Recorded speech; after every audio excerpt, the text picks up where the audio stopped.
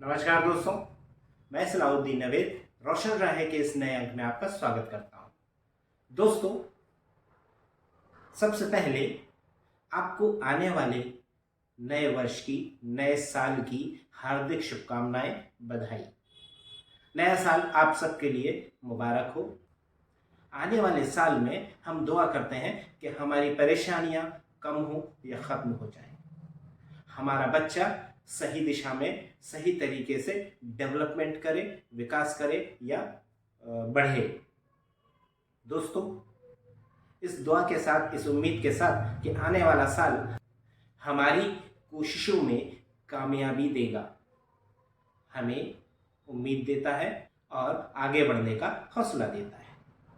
दोस्तों, आज हम हाजिर हैं एक सवाल को लेकर जो पूछा है विशाल बरैया जी ने। आप लिखते हैं, सर मेरा बेटा 13 साल का है, वो घर में छुप छुप के कुछ ना कुछ नुकसान करता रहता है, जैसे कि टीवी देखते देखते टीवी में स्क्रैच कर देता है, अपनी ही घर की कार में नुकीली चीज से डेंट करता है, दीवारों में नुकसान करता है।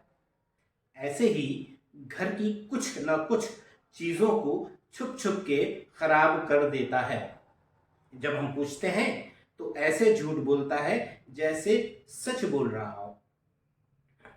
अगले कमेंट में आप लिखते हैं, घर में हम सब बहुत डांटते हैं, डांटते भी हैं, लेकिन वो सब सुन लेता है और अब तो वो स्कूल भी नहीं जा रहा।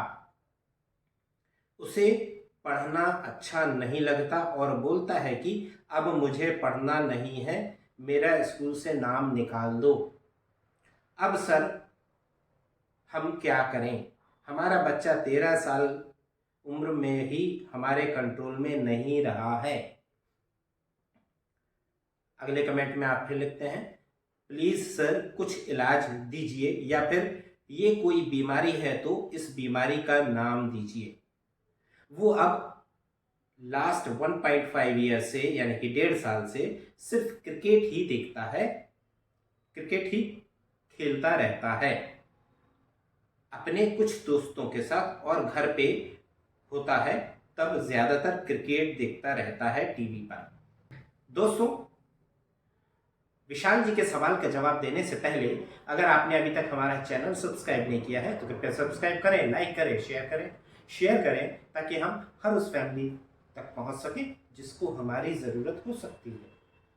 दोस्तों, विशाल जी के सवाल को पढ़कर ऐसा लगता है कि बच्चा व्यवहार समस्याओं से ग्रस्त है, पीड़ित है, परिवार व्यवहार समस्याओं से पीड़ित है। विशाल जी, यहाँ पर एक चीज बहुत क्लियर है और वो ये है कि ये कोई बीमारी नहीं है। दूसरी चीज जो बहुत क्लियर है कि ये बच्चा व्यवहार समस्याओं से ग्रसित है, पीड़ित है। आपका परिवार बच्चे की व्यवहार समस्याओं की वजह से पीड़ित है। व्यवहार समस्याएं क्या होती हैं, कैसे ठीक किया जा सकता है, क्यों डेवलप होती हैं और कैसे मैनेज की जा सकती है, इसके बारे में थेरेपेटिक पेरेंटिंग के हमारे बहुत सारे वीडियोस अवेलेबल हैं। आप उनको देखकर, समझकर, उनके नोट्स बनाकर अपने दैनिक जीवन में अप्लाई करें, आपको बहुत फायदा मिलेगा। दूसरी चीज जो बहुत इंपॉर्टेंट है कि बच्चा 13 साल का हो गया है, यानी कि टीन एज में आ गया है। टीन एज ऐसी उम्र होती है जहां पर बच्चे का स्वभाव विद्रोह की तरफ जाता है, यानी कि वो पेरेंट्स के अगेंस्ट जाता है। वो अपने आप को हर तरीके से सक्षम समझता है, काबिल समझता है, एबल समझता है, जबकि ऐसा होता नहीं है, पर यह उम्र का तकाजा है कि वो ऐसा समझता है। अब यहां पर जब हम ये कहते हैं कि वो टीनेज में है प्लस उसको व्यवहार समस्याएं हैं, तो ये करेला नीम चढ़ा हो गया। अब यहाँ पर कुछ चीजें ऐसी हैं जिसके बारे में इंफॉर्मेशन नहीं दी गई है, इसलिए हम ये अनुमान नहीं लगाते हैं कि उसको कोई डिसऑर्डर है। उसे कोई डिसऑर्डर नहीं है, हम ये मान के चल रहे हैं, और उसे एक ही डिसऑर्डर है, वो है बिहेवियर डिसऑर्डर। जैसा कि आपने चाहा है कि इसे कोई नाम दें, तो हम इसे व्यवहार समस्याएं यानी कि बिहेवियर डिसऑर्डर्स बोलते हैं। अब बिहेवियर डिसऑर्डर्स क्यों होते हैं? तो मूलतः व्यवहार जो होते हैं वो सामान्य बच्चों में परिवार के वातावरण की वजह से होते हैं, यानी कि उसके आसपास जो वातावरण है उसकी वजह से होते हैं। अब वातावरण से आशय ये है, एनवायरनमेंट से मतलब ये है कि उसके मम्मी पापा, दादा दादी या परिवार के सारे सदस्य जैसा बिहेव करते हैं, जैसे उसको टैकल करते हैं, जैसे उसको डील करते हैं, वो कई बार समस्याओं की वजह होता है। ठीक है, जब बच्चा छोटा होता है हम लोग उसको बहुत अच्छे से डील करते हैं, बहुत प्यार से डील करते हैं, लेकिन जब वो उस प्यार को अपने दुरुपयोग यानी मिसयूज करने लगता है उस प्यार का, तब हमें अलर्ट हो जाना चाहिए। और हम कई बार अलर्ट हो जाते हैं, कई बार नहीं हो पाते हैं। तो यहाँ पर जो basic reason of behaviour disorders होता है वो ये होता है कि बच्चे के आसपास का वातावरण सही नहीं होना। अब यहाँ सही से मतलब ये है कि एज पर नीड ना होना। अगर आपने हर वक्त प्यार से बात की है तो भी गलत किया है, हर वक्त डांट या मार से बात की है तो भी गलत किया है। जब आपके यानी कि बच्चे के आसपास के लोगों के बिहेवियर में, डीलिंग में, मैनेजमेंट में संतुलन या बैलेंस नहीं होगा, तब तक बच्चा प्रॉपरली नहीं सीखता है। और हम ही ये उसको सिखाते हैं कि हाउ टू बिहेव। और जब हमारा बिहेव, हमारा व्यवहार बच्चे के प्रति अलग होता है या उसके लिए भ्रामक होता है, भ्रामक से आशय वो समझ नहीं पाता कि सही क्या है गलत क्या है, तब वो उस चीज को सही समझता है जो उसको अच्छी लगती है। और इसका एक उदाहरण मैं आपको देना चाहता हूं जो हर पेरेंट्स के लिए बहुत उपयोगी है, बहुत फायदेमंद है। मान लीजिए बच्चा कोई एक व्यवहार करता है, कोई एक बिहेवियर करता है, और उस बिहेवियर को उसका फादर, उसके पापा गलत कहते हैं, उसको डांटते हैं, और मम्मी हर बार उसको ये कह के प्रोटेक्ट कर लेती है, अरे ये तो बच्चा है, छोटा है, नासमझ है, ऐसा है, वैसा है। और ये जो इम्बैलेंस है, ये जो व्यवहार है, दोनों का बरसों चलता है। बरसों यानी कि वो शुरू हुआ था 1 साल की उम्र से और आज 15 साल की उम्र तक वो चल रहा है। माँ पापा से सहमत नहीं होती है और पापा माँ से सहमत नहीं होते हैं। अब यहाँ पर दोनों में से कोई एक सही हो सकता है, दोनों सही नहीं हो सकते कभी भी।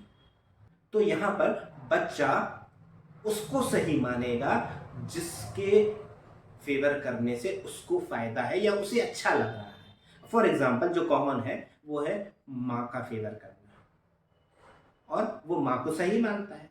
और जब एक सही और एक गलत है तो वो अपना वोट माँ की तरफ देता है और माँ को सही समझने लगता है, पापा को गलत समझता है जो कि सही थे।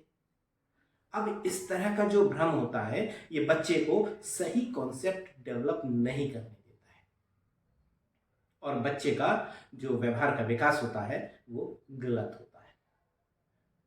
तो मूल कारण है परिवार का वातावरण या परिवार के सदस्यों की प्रॉपर डीलिंग ना होना। कोई कुछ कह रहा है, कोई कुछ कह रहा है, कोई कुछ कर रहा है, कोई कुछ कर रहा है, और बच्चा अपने मतलब की चीजें करता चला जा रहा है। 100% चांस है कि आपके परिवार में भी यही है। और अगर आप इससे डील करना चाहते हैं तो पहले आपको परिवार के वयस्क सदस्यों यानी कि परिवार के सारे मेंबर्स के व्यवहार पर नजर डालनी होगी, तब आप बच्चे के व्यवहार को ठीक कर सकते हैं। अब बात करते हैं दूसरे कारण की। दूसरा कारण जो होता है मूलतः ऑटिज्म से पीड़ित बच्चों के साथ होता है, जहां पर सेंसरी इश्यूज होते हैं। क्योंकि कुछ व्यवहार सेंसरी इश्यूज की वजह से होते हैं, और अगर कोई व्यवहार सेंसरी इश्यूज की वजह से है तो उसे ऑक्यूपेशनल थेरेपी या सेंसरी इंटीग्रेशन थेरेपी से ठीक किया जा सकता है, मैनेज किया जा सकता है, दूर किया जा सकता है। लेकिन आपके बच्चे के मामले में सेंसरी इश्यूज नहीं है, ये मैं अभी क्लियर कर देना चाहता हूं। इसके बहुत कम चांस हैं या रेयर चांस हैं कि उसे कोई सेंसरी इश्यूज हो, नहीं है। अब बात करते हैं कि हम इसके लिए क्या कर सकते हैं। तो being a parent, being a family member, आपको सबसे पहले थेरेपेटिक पेरेंटिंग सीखनी चाहिए। इसके लिए आप हमारा पेरेंटल ट्रेनिंग प्रोग्राम भी अटेंड कर सकते हैं। दूसरी चीज जो है वो है family management. Therapeutic family environment होना, अगर आप ये बना लेते हैं तो बहुत सी चीज़ें पैदा ही नहीं होती हैं, बहुत से बिहेवियर इश्यूज पैदा ही नहीं होते हैं, और जो पैदा होते हैं वो इनिशियली आप मैनेज कर लेते हैं, वो ग्रो नहीं कर पाते हैं, बढ़ नहीं पाते हैं, सीवियर नहीं हो पाते हैं, और उसके बाद अगर कोई व्यवहार बढ़ता है, बचता है, तो हम बिहेवियर थेरेपिस्ट की मदद से उसको दूर कर सकते हैं। दोस्तों, यहाँ पर सबसे ज़्यादा अगर मेहनत किसी की है तो वह है फैमिली की। इस ट्रीटमेंट में, इस मैनेजमेंट में, इस अवस्था में सबसे ज़्यादा रोल अगर किसी का होता है तो वो होता है परिवार का, माँ का। माँ के बाद हर उस मेंबर का जो उस व्यवहार की वजह हो सकता है, और कई बार इस व्यवहार की वजह परिवार में अलग अलग लोग होते हैं, जैसे समटाइम्स दादा दादी, कभी नाना नानी, कभी पापा, तो कभी मम्मी। कोई भी इस व्यवहार की वजह हो सकता है, और जो भी इस व्यवहार की वजह है उसे ये समझना होगा कि उसका प्यार, उसका दुलार बच्चे का नुकसान कर रहा है, परिवार का नुकसान कर रहा है, समाज का नुकसान कर रहा है, और सबसे ज़्यादा उस बच्चे को भविष्य के लिए तैयार नहीं होने दे रहा, जो कि अदृश्य रूप से आपका ही नुकसान है। तो दोस्तों, इस छोटे से एपिसोड में हमने एक सवाल के माध्यम से व्यवहार समस्याओं के कारण और निदान पर बात की है, यानी कि उसकी वजह और उसके सॉल्यूशन पर बात की है। दोस्तों, एक बार फिर आपको नए साल की मुबारकबाद, शुभकामनाएं, बधाई। अगर आपने अभी तक हमारा चैनल सब्सक्राइब नहीं किया है तो कृपया सब्सक्राइब करें, लाइक करें, शेयर करें ताकि हम हर उस फैमिली तक पहुंच सकें जिसको हमारी ज़रूरत हो सकती है। आप देखते रहिए रोशन राहें, मुझे दीजिए इजाज़त। नमस्कार, जय हिंद।